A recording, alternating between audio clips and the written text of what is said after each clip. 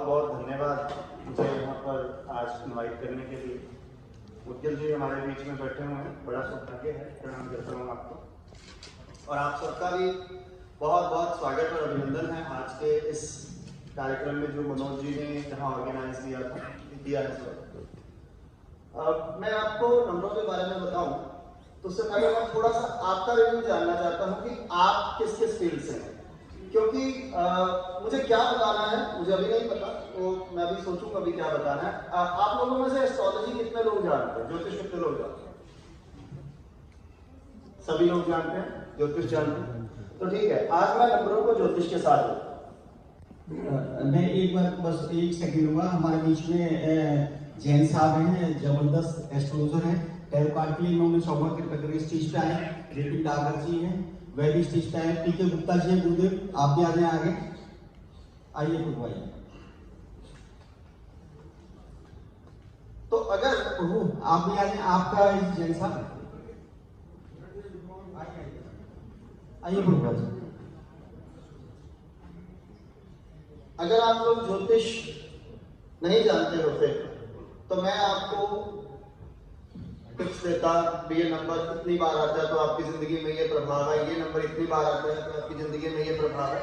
वो बताने की जरूरत नहीं है, वो एक आम आदमी के लिए है जिसे आप मेरे YouTube चैनल पर सुन लीजिए, आपको बड़ी आसानी से मिल जाएगा।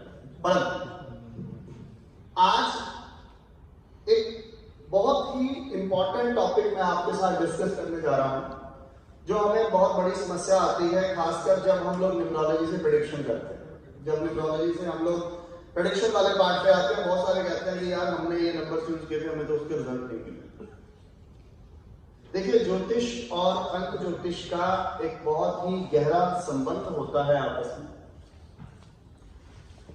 और हमारी सबसे बड़ी विडंबना न्यूमरोलॉजिस्ट की ये रहती है कि वो लोग वैदिक ज्योतिष नहीं सीखते। बहुत सारे ऐसे लोग हैं, क्योंकि न्यूमरोलॉजी सीखना बहुत आसान है और लोगों को लगता है कि न्यूमरोलॉजी सीख लिया तो अभी हम मैदान में उतर जाते हैं, तो जो हमारा जो बेस है, जिसे हम वैदिक ज्योतिष कहते हैं, उस पर फोकस ही नहीं करते। और मेरा मानना यह है कि हम किसी भी नंबर को यूज करें, जिस भी आप नंबर को यूज कर लेते हैं, आप उस ग्रह को एक्टिव कर लेते हैं, आप उस ग्रह को एक्टिव कर लेते हैं। मेरे एक स्टूडेंट ने मुझसे सवाल किया कि गौतम जी, मैंने किसी को नंबर 5 दिया, मैंने किसी को नंबर 5 एक्टिवेट कराया बुध अच्छा करने के लिए, राइट, लेकिन उसकी तो वाणी बड़ी खराब हो गई, वो तो बहुत हार्श बोलने लग गया। मैंने उससे ये कहा कि क्या तुमने उसकी वैदिक कुंडली देखी थी? कह नहीं देखी। प्रॉब्लम कहां थी? उसकी वैदिक कुंडली में बुध जो था वो नीच का, और आप उसको नंबर 5 दे रहे हैं एक्टिव करने के लिए, तो आपने तो नीच के बुध को एक्टिव किया, वहां 5 नंबर यूज कराते हैं। कैसे चलेगी बात? आधी अधूरी जानकारी लेकर अगर हम मैदान में उतरेंगे तो क्या सेवा कर पाएंगे लोगों की? कैसे सोल्यूशन दे पाएंगे हम लोग? नहीं दे पाएंगे। इसलिए नंबरों को बहुत गहरा सोचना हमारे लिए बहुत जरूरी है। मैंने किसी विद्वान के बारे में सुना कि वो लोग हाथ देकर और आपकी जन्म कुंडली बनाते हैं, तो दिमाग बड़ा सटका कि यार अगर वैदिक जो, क्योंकि मैं स्टूडेंट मानता हूं, मुझे नहीं लगता कि मुझे कुछ आता है, मैं एक नॉर्मल आदमी हूं, मैं अभी भी सीखता हूं। बड़े बड़े विद्वान यहाँ पर बैठे हैं, उनसे मुझे बहुत कुछ सीखने को मिलेगा। दिमाग सटका कि यार वैदिक ज्योतिष और अंक ज्योतिष का कोई ना कोई गहरा संबंध होना चाहिए। आप लोगों में से कोई ऐसा व्यक्ति है जो 30 तारीख को पैदा हुआ, जिसकी डेट ऑफ बर्थ का टोटल 30 आता हो? आपकी कुंडली में बृहस्पति लकड़ी है या नीच का है जी? कुंडली नहीं पता, तो उसमें एक रिसर्च शुरू हुई कि नंबरों से आपकी कुंडली के ग्रहों की पहचान कैसे हो सकती है। उस पर रिसर्च चल रही है, बहुत जल्दी ये लेकर आऊंगा मैं इस चीज में, क्योंकि मुझे अपने पास नहीं रखना, मुझे बांटना है, ठीक है। जो मैं रिसर्च करता हूं, विद्यार्थी सीख रहा हूं, अभी भी सीख रहा हूं। होता क्या है, हम लोग ग्रहों को देखते ही नहीं, हमने नंबर उठाया, एक्टिवेट करा दिया, चाहे कुंडली में ग्रह की स्थिति खराब है, हम लोग उसको ध्यान ही नहीं देते। तो ये बहुत बड़ा इंपॉर्टेंट पॉइंट हर न्यूमरोलॉजिस्ट को ध्यान में रखना बहुत जरूरी है। जिन लोगों को तो वैदिक ज्योतिष आती है, उनके लिए तो न्यूमरोलॉजी सोने पे सुहागे वाला काम करती है, सोने पे सुहागे वाला काम करती है। नंबर और ग्रह आपस में बहुत जबरदस्त संबंध बनाकर, और जिनको नहीं आती है उन लोगों के लिए जहां से भी मैंने सीखा, जैसे भी सीखा, कुछ छोटी मोटी चीजें मैंने प्रैक्टिकली लोगों के ऊपर अप्लाई करने के बाद, मैं नहीं कहूंगा शायद वो बुक्स के अंदर कहीं मिलेंगी, बिकॉज सीखा है मैंने भी कहीं से, तो वो छोटी छोटी चीजें मैंने उसमें से डिस्कवर की हैं, और उस पर मैं काम कर रहा हूँ, नई नई चीजें सीख रहा हूँ, सर्च कर रहा हूँ। तो मैं कुछ चीजें आपको बताना चाहता हूँ, आप उनके प्रैक्टिकल प्रभाव देखिएगा, क्योंकि शायद वो चीजें आपको बुक्स के अंदर नहीं मिलेंगी। ये एक्सपीरियंस की बात मैं आपसे शेयर कर रहा हूं। अक्सर न्यूमरोलॉजिस्ट कहां गलती करता है, अक्सर न्यूमरोलॉजिस्ट कहां गलती करता है, किसी इंसान को नंबर 1 जब वो एक्टिव कराता है, किसी भी इंसान को नंबर 1 जब एक्टिव कराता है, तो वो कहता है यार 55 नंबर दे दो, 1 भी बन गया, डबल 5 का प्रभाव भी आ गया, खुद भी डबल हो गया, दोनों ठीक हो गए। मनोज जी सही कह रहा हूं, 55 नंबर सबसे पहले एक्टिव कराता है। लेकिन आप कभी भी प्रैक्टिकली यूज करिएगा, 55 नंबर आप जिसका भी एक्टिव कराएंगे, उसका सूर्य जो है वो नीच का हो जाएगा। ये फैक्ट है, मैं बताऊंगा उसके पीछे लॉजिक है, मेरे पास हर चीज का लॉजिक, मैं ऐसे कोई बात यहां पर नहीं कर रहा। आप यूज करके देखिएगा, वो जितना ज्यादा उस नंबर को यूज करता चला जाएगा, उतना ही उसका लेवल जो है वो डाउन होना शुरू हो जाएगा, क्योंकि 55 नंबर नीच के सूर्य के प्रभाव देता है। और जिसकी डेट ऑफ बर्थ का टोटल 55 आ जाए, उसकी कुंडली में 100% सूर्य खराब होगा, ये मैं गारंटी देता हूं। आप उसकी कुंडली चेक कर लीजिएगा, आप उसकी कुंडली उठा के चेक कर लीजिए। 30 नंबर वाले व्यक्ति जितने भी आपको मिलेंगे, चाहे उनकी जन्म तारीख 30 है, चाहे उनकी जन्म तारीख का टोटल 30 है, उनके साथ दो स्थिति बनेगी, या तो उनका कुंडली के अंदर बृहस्पति जो है वो मकर राशि में मिलेगा, या वो वक्री मिलेगा। आपको दो ही स्थितियां होती हैं। इसकी भी एक्यूरेसी निकलती है कि 30 तारीख वाले का मकर राशि में होगा या वक्री होगा, इसकी भी एक्यूरेसी निकलती है। लेकिन मैंने दो संभावनाएं बताई, क्योंकि ज्यादा एक्सप्लेन यहां पर नहीं किया जा सकता। बहुत सारे लोग शुक्र के नंबर को यूज करने की बात करते हैं, तो शुक्र के लिए अक्सर नंबर 56 को यूज कर लिया जाता है, सॉरी 51 को यूज कर लिया जाता है, क्योंकि हमारी जो कैलकुलेशन है ना वो 9 नंबरों तक सीमित है। हम लोग उसकी गहराई में नहीं जाते हैं। हम ये देखते हैं कि एक तरफ तो 5 है, बुध का नंबर लिया हमने, और दूसरी तरफ हमने सूर्य का नंबर ले लिया, ये बुध आदित्य योग बन गया है, राइट। तो कभी आप 51 नंबर को यूज करके देखिएगा। मैं आपको बताता हूं, 51 नंबर आपको हमेशा नीच के शुक्र के रिजल्ट देगा, और जिसकी डेट ऑफ बर्थ का टोटल 51 होगा, आप उसकी कुंडली में शुक्र की स्थिति देख लीजिएगा। ये प्रैक्टिकली करिएगा, मैं नहीं कहता कि आप मेरी बात पर विश्वास कीजिए, आप इसे प्रैक्टिकली करिएगा। आप उसकी कुंडली जो अगर कोई यहां पर बैठा है जिसकी डेट ऑफ बर्थ का टोटल 51 आता है, उसकी कुंडली अभी खोल लीजिए, कोई दिक्कत नहीं होगी। उसकी कुंडली में शुक्र हमेशा बराबर है, क्योंकि 51 नंबर आपको नीच के शुक्र के रिजल्ट देगा। इसी तरह से मैं नंबर 37 की बात करता हूं। 37 अपने आप में एक बेस्ट नंबर है, ये आपको स्वराशि के सूर्य के रिजल्ट देने वाला है। 37 नंबर आपको स्वराशि के सूर्य के रिजल्ट देने वाला है। आप इसे भी प्रैक्टिकली करके देखिएगा। इसी तरह से जिनकी डेट ऑफ बर्थ का जो टोटल होता है वो 36 होता है, 36 होता है, या कोई ऐसा व्यक्ति जो मोबाइल नंबर में 36 को यूज करता है, उसके मंगल की जो स्थिति होती है वो हमेशा खराब होती है। लड़ाई झगड़ा कौन सा करेगा? मंगल ग्रह आता है ना, और 36 का मतलब क्या होता है? 36 का आंकड़ा इफेक्ट है। आप अपनी डेट ऑफ बर्थ का टोटल 36 अगर आपका आ रहा है तो आप अपने मंगल की स्थिति अपनी कुंडली के अंदर चेक कीजिएगा, मंगल आपका खराब मिलेगा आपको। ये चीजें देखनी बहुत जरूरी है, अदरवाइज मैंने बहुत जगह ये चीज फेस की है कि लोग कह देते हैं यार न्यूमरोलॉजी तो कुछ नहीं है, बस बकवास है। मुझे बड़ा गुस्सा आता था इस चीज को देखकर, और गहन इस चीज पे काम कर रहे हैं हम लोग। जब एक विद्या इस ब्रह्मांड पे, इस धरती पे यूज की जा रही है तो उसका कुछ ना कुछ तो औचित्य होगा, इसे देखना तो हमारे लिए बहुत जरूरी है ना। तो वो रिसर्चेस चल रही हैं, जो रिसर्चेस हैं वो प्रैक्टिकली जितनी जितनी इंप्लीमेंट होती जा रही है उतनी उतनी मैं आपके सामने यहाँ पर 36 यानी कि 36 का आंकड़ा, यानी कि आपकी कुंडली का मंगल खराब। और मैं ये नहीं कहता हूं कि आप मेरी बात पे यकीन कीजिए, आप अपनी कुंडली भी खोल लीजिएगा जिसकी 36 आ रहा है, और अगर आप 36 यूज कर रहे हैं तो आप अपने मंगल को खुद खराब कर रहे हैं। इसी तरह से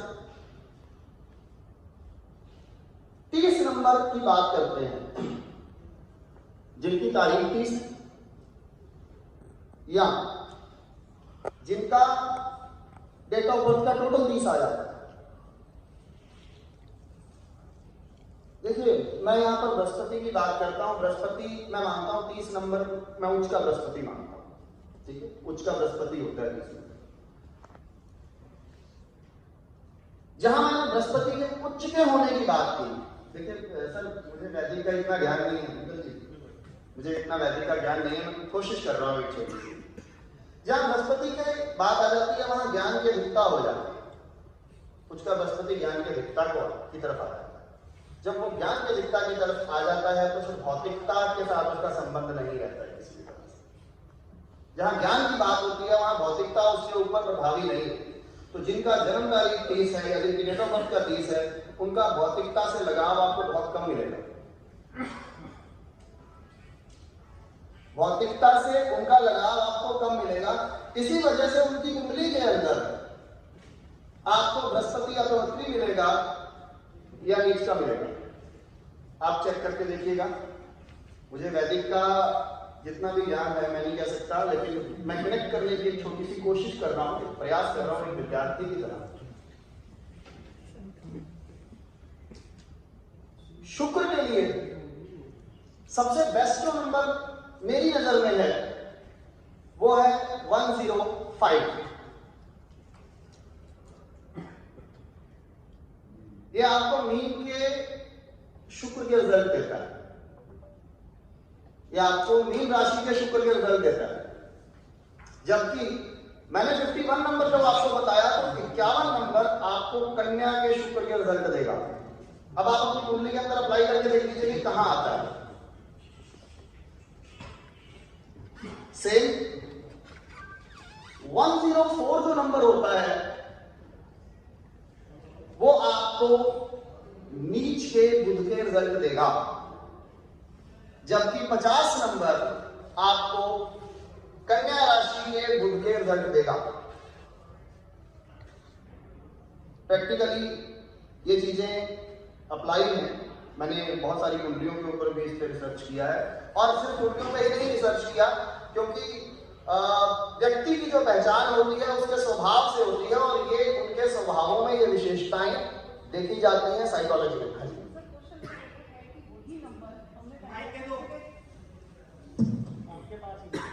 जी भाई क्वेश्चन सभी के लिए होना चाहिए ना सर। क्वेश्चन यही है कि अगर आपने वही नंबर बोला है कि हमने पहले 51 नंबर, तो वही आप कह रहे हो 105, यानी कि डिजिट दोनों के टोटल की सेम है, नंबर सेम है, लेकिन नंबरों को अगर हमने आदान प्रदान कर दिया तो उसके रिजल्ट कैसे चेंज हो जाएंगे? बिल्कुल फर्क पड़ता है 51 में और 105 में जमीन आसमान का। कोई पूछना चाहता है कोई चीज है तो मगर उसको आगे पीछे करने से नंबर कैसे चेंज? एक नंबर आपके 5 के बैक साइड में लगा हुआ है, पीछे लगा हुआ है, और एक आगे लगा हुआ है। सर वो मुझे समझ आ गया कि मैं आपको एक फॉर्मूला देता हूँ, चलिए जी मैं आप समझ जाएंगे। अब जिनको एस्ट्रोलॉजी आती है उनको समझा देता हूँ, मैं समझा देता हूँ। हमारे राशियां कितनी हैं? 12। नंबर कितने होते हैं? 9, दोनों को मल्टीप्लाई कीजिए, कितना बनता है? 108 बनता है। अब इन 108 नंबरों को 12 राशियों में डिवाइड कर दीजिए, तो हर राशि के पास हमारे पास 9 नंबर आ जाते हैं। अगर मैं बात करता हूं मेष राशि की, तो मेष राशि में जो नंबर आते हैं हमारे पास, वो आते हैं 1 से लेकर 90 के बीच में। तो अब ग्रह तो सारे आ गए, 1 से लेकर 9 तक के सारे ग्रह आए, और राशि कौन सी आ गई हमारे पास? मेष। अब आप चेक कर लीजिए कि मेष राशि में कौन कौन से ग्रह आ रहे हैं। इसी तरह से अगले 9 नंबर आप वृषभ राशि को दे दीजिए, अगले नंबर 9 मिथुन को दे दीजिए, अगले कर्क को दे दीजिए। तो जब आप 51 की बात करेंगे तो वो 51 जो आप शुक्र का नंबर ले रहे हैं वो कन्या राशि के पास है, समझ गए? और जब मीन की बात, मैंने 108 तक लिया है उसको, ठीक है, 108 तक लिया है, तो 100 से लेकर 108 तक के जो नंबर आते हैं वो मीन राशि के आते हैं, और 105 जो होगा वो मीन राशि का, हाँ, वो इस तरह आएगा। और मैं ये नहीं कहता कि आप उसको मेरी कहीं पे कहीं, आप व्यक्ति के स्वभाव के ऊपर उसको अप्लाई करके दें, क्योंकि व्यक्ति का स्वभाव जो है वो आपको बहुत कुछ बताता है, राइट? तो हर जो नंबर, जितने भी नंबर आप यूज कर रहे हैं, मेरा मानना यह है, नंबर होने से आपकी जिंदगी में प्रभाव नहीं होता, उसको अप्लाई करने से आपकी जिंदगी में उसका प्रभाव आता है। आप किस नंबर को कितनी बार कैसे यूज कर रहे हैं उसके ऊपर डिपेंड करता है। बहुत सारे लोग कहते हैं मेरे पास तो ये नंबर है पर मेरे को तो जरूरत नहीं है, आप उसको यूज कितना करते हैं? नंबरों की वाइब्रेशन को हम डिनाई नहीं कर सकते, इसके प्रभाव को हम डिनाई नहीं कर सकते, और उसका सबसे लेटेस्ट एग्जांपल आज के टाइम में मोबाइल है। अब बहुत सारे लोग आपको ये कह देंगे कि मोबाइल नंबर का तो प्रभाव ही नहीं आता, और मैं कहता हूं जितना प्रभाव आज की डेट में मोबाइल का आता है किसी चीज का नहीं आता। क्यों?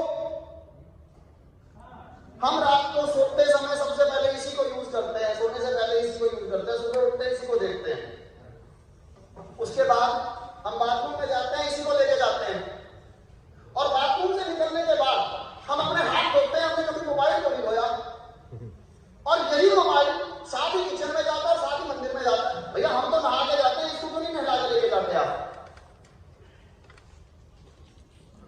आज के टाइम में कोई भी सूचना अगर आपको मिलनी है तो भी इसी का प्रभाव है, चाहे अच्छी मिलनी है चाहे बुरी मिलनी है, आप इसके प्रभाव को डिनाई नहीं कर सकते। और ये चलता किससे है? नंबरों से।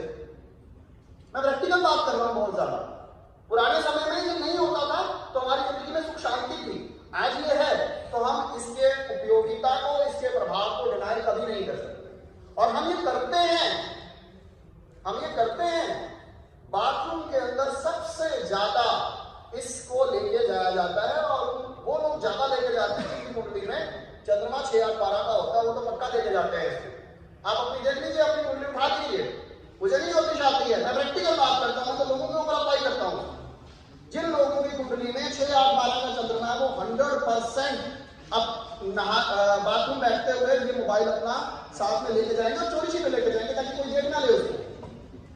प्रैक्टिकल बिहेवियर की बात ऐसा ही होता है, और फिर वो सारा दिन परेशान भी रहते हैं। एक तो राहु की सीट, ऊपर से ये मोबाइल, और चंद्रमा 6 8 12, तो हम कैसे डिनाई करते हैं? नंबरों के प्रभाव को कैसे डिनाई करते हैं? हम तो रोज यूज करते हैं। इसी वजह से प्रैक्टिकल अगर मैं बात करूं तो आज के टाइम में नंबरों का प्रभाव हमारी जिंदगी में सबसे ज्यादा है। मैं प्रैक्टिकल एक्सपीरियंस शेयर करता हूं। मेरी